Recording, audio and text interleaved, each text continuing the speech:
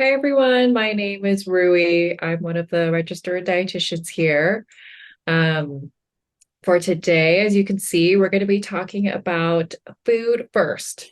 So, navigating dietary supplements and the supplement industry. Our main objectives would be to highlight importance of this food first approach, and implications for it, specifically athletic performance, discuss indications for supplements, use of ergogenic aids, and concerns with supplement regulation, purity, and potency. And also to raise awareness, around marketing of supplements, the safety of it, any synthetic products that might be impacting any person who is in a sport or who's just trying to um, maybe start some more physical activity.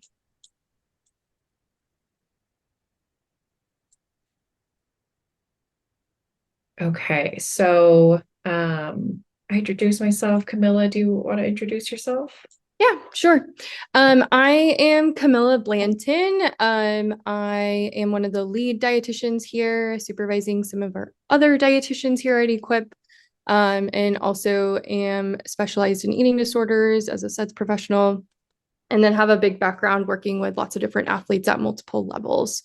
I'm super excited that you all are here today. And just some housekeeping too. I think everybody's muted, but try your best to stay muted, just to prevent any feedback audio coming back into here. And we're going to have some Q&A at the end as well. So you can definitely enter some questions in the chat and we'll address them as we go and towards the end too. Okie doke. So this is the overview for today. So supplement industry 101, common myths we might hear about supplements, the food first approach, some words of wisdom from pro athletes, and then, like I said, the group discussion and Q&A at the end.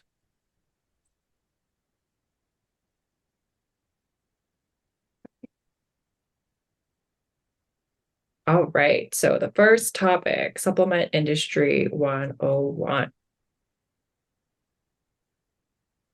So this is a quote. This comes from True Sport. This is a website dedicated to athletes and just kind of education to coaches, educators, parents, as well as athletes. It's a great, really great resource. One of the quotes we pulled from them was, "The human body has been eating and digesting food for thousands of years. So food is your number one ally and the go-to source for needed calories." Or energy, however we want to see that. So I think this is just a really helpful reminder that like we want to take that food first approach, which you're going to hear a lot about today, as your main resource and to help you get what you need. And then we're going to touch on supplementation here throughout the presentation. So I do want to spend some time defining terms so that we are all on the same page before we dive in. So the number one defining term here, obviously we're going to talk a lot about supplements. So a supplement is just known to be something that completes or makes an addition. So you are adding to something that is already there, meaning your dietary intake is already there and you are supplementing that potentially. A dietary supplement is then more food focused or a dietary ingredient intended to add to or supplement the diet and are different from conventional foods. And then we're going to talk a little bit about the FDA, which is the Food and Drug Administration. So if we do reference FDA, this is what we're referencing. They are typically responsible for protecting the public health by ensuring the safety, efficacy, and security of human and veterinary drugs, biological products, medical devices, our nation's food supply, cosmetics, and products that emit radiation. The FDA is also what we call a post-market regulator, it means that it's not necessarily always a requirement. So this is where supplements kind of get a little bit hairy and finicky. Neither the Food and Drug Administration nor any other regulatory body evaluates the contents or safety of supplements before they're sold online and at major retailers. So that's what we mean by a post-market regulator. It may or may not be there. So this is when, if we come over to this other column on the side, NSF certifies for sport, you'll see this logo a lot of the time on supplements. So this is the National Sanitation Foundation. The NSF mark is an assurance standard that a product or supplement has been tested by a third party trusted, and they are independent certification organizations. This is separate from the actual person making the supplement or organization making the supplement, which means that we know what is in there, which means it's being tested and it's done from a non-biased party, basically. This certifies, especially for athletes, that they are ingesting what is in the bottle versus not knowing. And then another certification that you can look for, which is just kind of like not equal to NSF. So we want to think of NSF as the top tier version of supplements having being regulated. And then USP verification is just under that. So maybe folks that are not collegiate athletes, maybe they're in high school, things like that.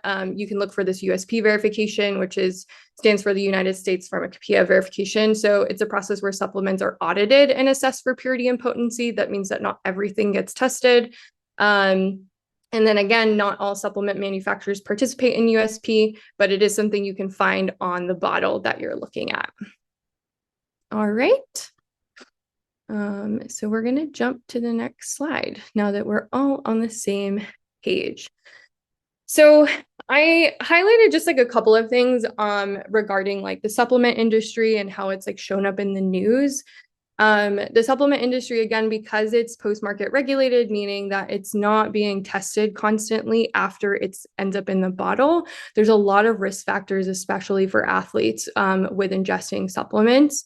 So a couple of highlights over the past couple of years in the news is that the US supplement industry as of 2020 was worth $44.12 billion. The reason I want to highlight this is ultimately, like, number one, this size is actually expected to go up to 56.7 billion by 2024.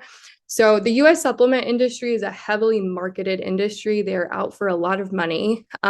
So keeping that in mind, it kind of aligns with similar thoughts of like diet culture. When we talk about that, it's a lot of like feeding off of fears so that they can get your money typically. So I highlight this for that reason. Supplements are kind of all wrapped up in that sometimes. We already touched on the post-market piece. There have been declared dosages that are not consistent with the amount in the product, meaning on the nutrition facts label, it says one thing, but what's in that bottle is not necessarily the same. Sometimes they may find unnamed steroids and stimulants found in close to 776 weight loss and fitness related supplements. Meaning if any collegiate athlete in particular or professional athlete were to ingest something like this, it could get flagged and they would be banned from their sport. That's how severe these substances are. And again, because there's no regulation around the supplement industry or it's not heavily regulated, these become risk factors. There have been many lawsuits against Amazon in particular for sale of unsafe and counterfeit supplements because it's not always the manufacturer that's packing those products, but they're selling them anyways, again, because these things aren't regulated. And then the USDA issued a lot of warning letters to about 7 companies for illegal selling supplements that claim to treat or cure heart disease. So this has to do with how they're marketing their product. Again, feeding a lot into like sort of fears that people have about their health, trying to get your money instead of looking out for the consumer. So these are just things that I want to highlight because we want to be actually very mindful when we're purchasing supplements. And that, especially with you being here at Equip, you have a fabulous team of people that can support you in identifying that best products, or if we even recommend supplements with where you're at in the treatment process. I'm going to send it over to Rui. Okay, I would love to kind of wake us up a little bit. I know it's getting dark and it's late, but I want some engagement here. So I would love to hear, maybe you could come off mute or you can just chat, just some common myths you hear about the supplements or supplement industry in general. Okay, I'm gonna jump right in. So I think another one that's really common is that we trust what the supplement labels say. Or like that we think that the supplement contains what the label tells us it contains. We'll talk more about that, but that's pretty common. And that kind of ties into like the marketing piece as well.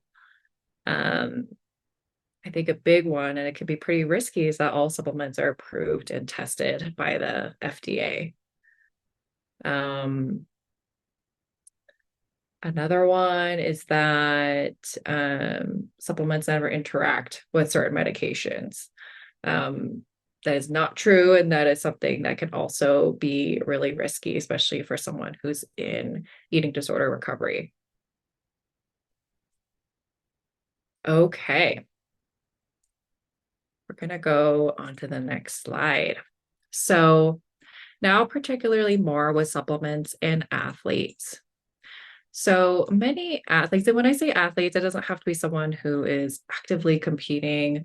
It can be anyone really who's just involved in some kind of sport. As we know, there's a big range with that. So athletes feel like are always looking for ways to enhance performance, right? It could be that we want to have a better endurance, better strength, maybe we're a little bit faster in certain sports. And so oftentimes it feels like supplements could be the best choice because it's super available, and it's something that's kind of quick and easy to consume. But that could actually come with a lot of risk. And in summary of this presentation, the best outcomes for enhancing performance is from meeting your needs with food. So making sure that you do your research, it's really important. And I know there's a lot of research out there. And so your team at Equip can definitely help you with talking about more of the evidence-based recommendations on supplements, and learning about regulation. This will be really important instead of maybe going on social media and depending on that, because it can help to decrease chances of taking a supplement that's unsafe or maybe even contains a banned substance. This is extremely important for everybody, and particularly those athletes and maybe the NCAA, or elite athletes or high school athletes looking to participate in collegiate sports. If there is a recommendation by a doctor about a supplementation, we recommend extra testing, so a third-party testing for those banned substances. The USADA, which is the US Anti-Doping Agency, recognizes the NSF certification for sport supplements. And so they recognize that as the best for athletes to reduce that risk of any banned substances from supplements. All right, and now we're going to go into the red flags that we want to look for. So we talked a little bit about this, but I think a common one is that the supplements can treat or even cure or prevent a disease. This is actually an illegal claim for dietary supplements to promote that these supplements can fight certain diseases. Like examples are cancer or warts or diabetes, high cholesterol, any of those. A claim that a product is any of these examples would be disease-specific claims. Dietary supplements are intended to provide and to supplement the diet or the nutrition, the food first approach. It's not supposed to be the main source of that. The other red flag is exaggerated statements. We hear a lot of these in diet culture already, and supplements are often tied into diet culture as well. So if we hear any of those extreme wordings, like muscle building, weight loss, energy enhancing supplements, that tends to be kind of a red flag. I think another one is celebrities. There's so many endorsements from celebrities on social media these days. And I think in general, if there's any kind of famous person involved in some kind of advertisement, especially related to our health, I think that's a pretty big red flag. And I think it just invites you to just do your own research and to talk to your professional team here at Equip. All right, and then recommendations based on a single biased study. Many studies proving the effectiveness of a supplement are poorly conducted and are not actually scientifically valid. These studies may also be narrowly defined, making it difficult to figure out if the effect will have meaning for one's own health or performances. And then quick fixes. So that was a common myth, thinking that supplements can fix everything or more is better to fix certain things. And the last one that's important is proprietary blends. This is common in those certain supplement labels where we feel like it is saying exactly what it contains.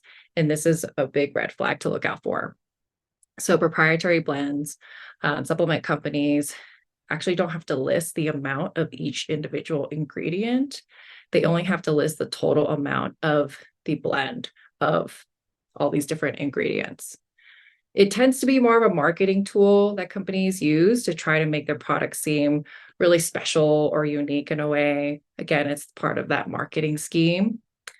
I think the scariest thing about this is that some companies do kind of fairy dust their products with expensive ingredients or chemical additives or trace amounts of steroids even, which can cause an athlete to fail a drug test.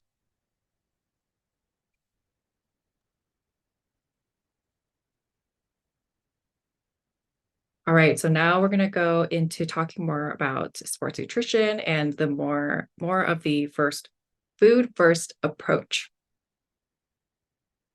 Tongue twister for sure. Okay, so again, we have another wonderful quote. This is from Steve Messler. As an elite athlete, food should be our first, second, and third choice for energy intake.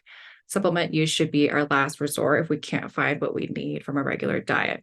And then we should be very thoughtful of what we take and what purpose it serves. So I think it's always really helpful to hear from lived experience and especially from those more elite athletes and their process of enhancing their performance.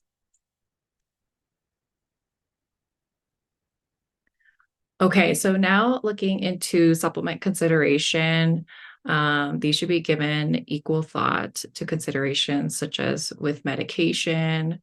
And so these are just some of the questions that we definitely want you to reflect on when looking for a new supplement.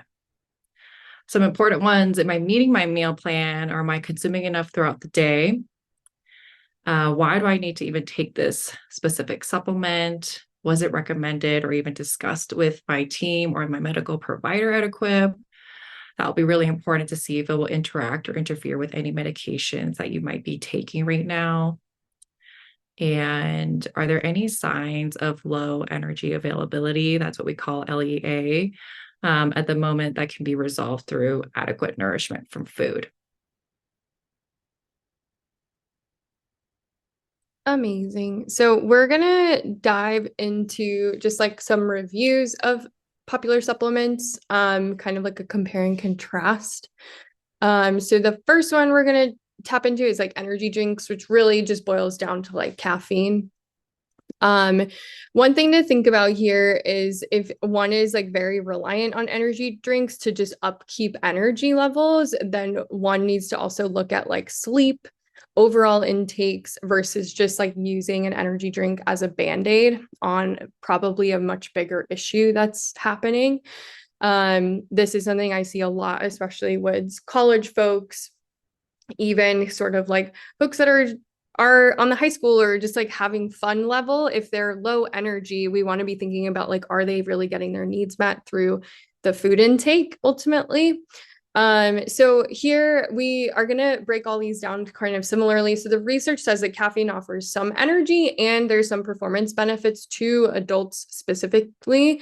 There is usually a low to moderate dose in the research ultimately with consistent use. It's definitely not well studied in adolescents. And I would say the stance within the Equip house is also that for young adults, this caffeine is more so like not encouraged in that population because it can affect growth in the long term and things like that. So we do want to not encourage use in adolescents at this time. Energy drinks containing added caffeine can be especially problematic due to mega doses of caffeine and the inclusion of unnamed or untested ingredients. So there's a lot of energy drinks that have actually been banned off of collegiate campuses, things like that due to these unnamed substances. So it's just something to be mindful of, like if there is caffeine in products and things like that. Myths here are that most people may believe that energy drinks are effective and safe pre-workout supplements. The side effects are ultimately that the caffeine is a high drug interaction substance, especially with ADHD medications, and it can also then cause sleep disturbance and anxiety. Caffeine also tends to cause sort of like resistance in uptake of other nutrients sometimes if there is an ingestion of it early on in the day, that it interferes with absorption, things like that. And then the verdict is that the American Academy of Pediatrics, like I mentioned, recommends against caffeine use in the youth. So recommending against energy drinks ultimately. So that is straight from the Academy of Pediatrics there. All right. I think the only other thing I want to talk about is like differentiating between caffeine and caffeine containing beverages. So thinking coffee and tea, and then caffeine as an additive in energy drinks and pre-workout. So that's kind of what we're referencing here within this research. So the issue is mostly with the latter, which is the energy drinks and pre-workout substances. And it's the dose of caffeine and other additives that we want to be mindful of. This next section here is on creatine. I think this one has been all over the place over the last couple of years. So the research says currently, and this is in most studies, right? So performance benefits are small and only experienced during short duration, maximum intensity resistance training. So there is some benefit to creatine to some extent. There's no benefit shown in aerobic activities or with on-field athletic performance. So it's very sport specific is what we're seeing through activity. And then this is where like getting a professional involved to support supplementation is really important so that you're not just trying to throw everything at the wall when it comes to supplementation. The claims that we see for athletes that are coming out is like that it can delay muscle fatigue and high intensity training. Extreme side effects here is diarrhea, belly pain, stomach cramping, kidney damage at high dosages. And then we want to turn you to more so the conventional food sources because you're not going to have the high dose effects, which means you're not going to have the side effects, but you're going to get the benefits of the actual supplement in a whole food format. So this would be red meat, poultry, eggs, and fish. So mostly animal protein sources will maintain a level of creatine. So again, if you're getting that in through your food intake, you're not going to have the same side effects that we're seeing over here. This is more so side effects of using supplementation, just because of the dosage that's happening. So that's something to be very, very mindful of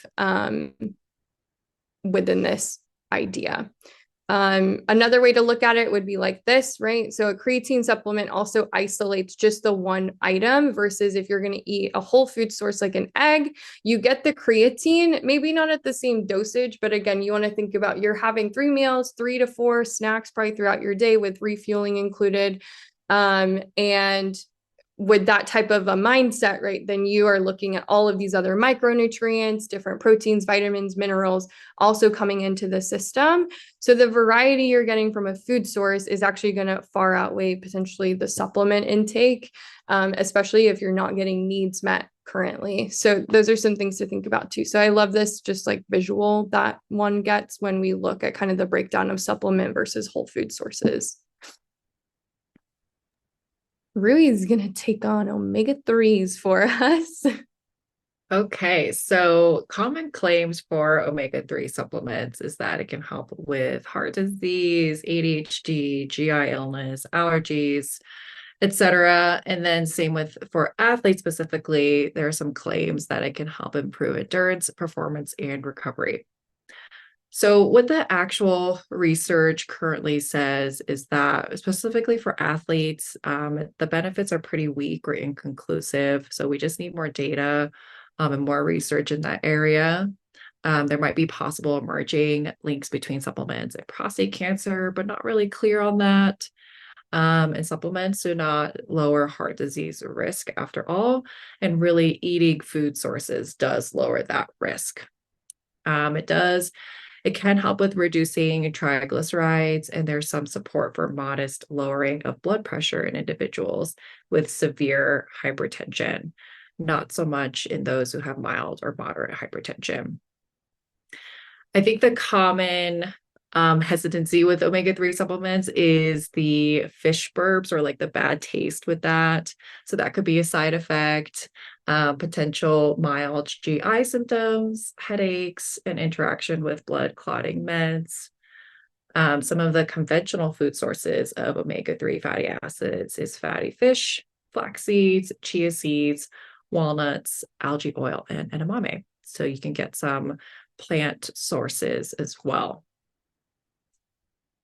So now we're going to do the same. We're going to talk about the food source versus the supplement. So a great source, as we said, is a fatty fish, which is salmon.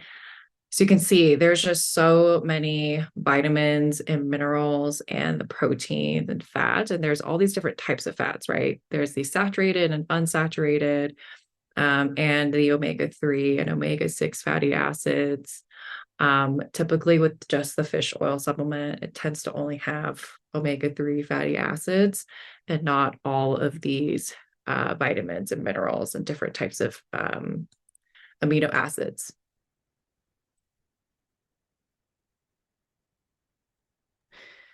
Okay, so we're going to go through probiotics. I believe this might be our last one. So, first of all, I think there's a lot of confusion around probiotics. So, we're going to talk about what are they. So, they're essentially live bacteria. They're typically found in your fermented foods, and then they can be an essential support for gut health.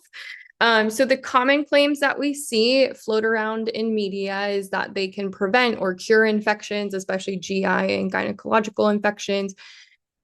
There's claims that it can help with oral health, that it's immune boosting, that it's cancer preventing, that it's mood and cognitive health helpful in those areas. So when we look at that, the research and we just look at the pure stats around this is that there is some strong support for GI issues, immune health, and oral health across all peoples. Ultimately, there is weak or ultimately no support for mood or cognitive health, cancer prevention, and athletic performance here. There is like a large analysis of studies looking at probiotic supplements and athletic performance. The large majority, meaning 17 of those 24 studies, showed no effect. So that's what we're referencing here. Some of the conventional food sources would be yogurt, kimchi, kombucha, kefir, tempeh, and sauerkraut. And then again, if we are thinking about the overall, why is this? Okay, sorry. If we're thinking about the overall intake of food products in this case, again, you're going to get sort of like a widespread of like vitamins, minerals. Also, like if you think about yogurt, there's going to be some calcium in there, for example. So the density of like what you consume and what your body can utilize out of a product like that. And again, those products usually help absorb other vitamins and minerals at the same time versus just a single item probiotic.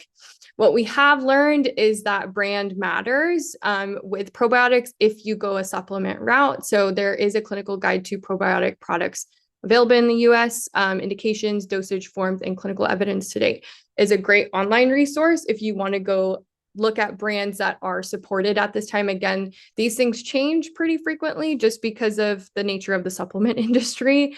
Some of these organizations can go and change those things. And then on the flip side, the benefits from a dose and strain dependent control is that you would be looking for about 10 billion CFUs. So that is sort of like the amount of probiotics that are living in that specific supplement. So you want to be looking for 10 billion written on the bottle typically. You want to be looking for viable species, climate control, shelf life, and additional factors. And then the intake of probiotics via food is important for maintenance of healthy gut flora. So probiotics versus prebiotics is what we're talking about here. So probiotics stock the pond is what we say, but the prebiotics feed the fish. And so again, that circles back to like intaking food sources will typically be a really great prebiotic source, while then supporting with a probiotic. So if you're just solely intaking a probiotic, you're not going to get ultimately the benefit of that without consuming like food sources as well. So that's super important to think about, that you can't just take these kind of as like a one-off. There's a lot of different moving parts when it comes to the nutritional piece. Oh, we did have one more. My favorite, protein powders and supplements. So the common claims here about protein powder is that it helps build muscle mass. It will maintain your muscle mass structure and support overall protein intakes. So the research says actually that there's no performance benefit if the diet provides adequate protein ultimately. So even if you go in and then try and add extra protein to if you're already meeting your protein intake needs, there is no performance benefit that comes out of that ultimately. The side effects of taking protein powders in supplement form is excessive thirst. There can be bloating, cramps, diarrhea, reduced appetite, and fatigue, which sounds like not a good time ultimately.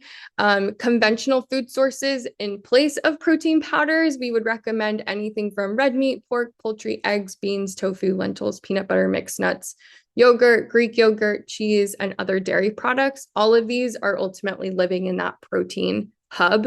So these are protein food sources, which is known to be a macronutrient, which you can find in abundance through food. Again, we're referring to the supplemental format on this slide. And in nearly all of these cases, the food sources seem to prevail over the supplement format. So just something to keep in mind.